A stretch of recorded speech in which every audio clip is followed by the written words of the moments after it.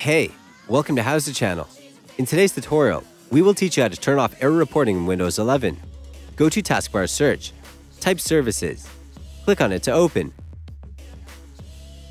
Scroll down and look for Windows Error Reporting Service. Double-click on it to open. A new window will appear. Go to General tab. Set Startup Type to Disabled. Go to Service Status and click on Stop. Wait until it is complete. Click on Apply and OK. Go to Taskbar Search. Type Registry Editor. Click on it to open.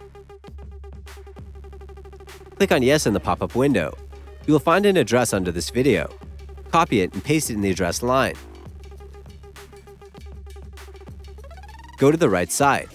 Right-click on there and choose New DWord from the list. Name it Disabled. That's it.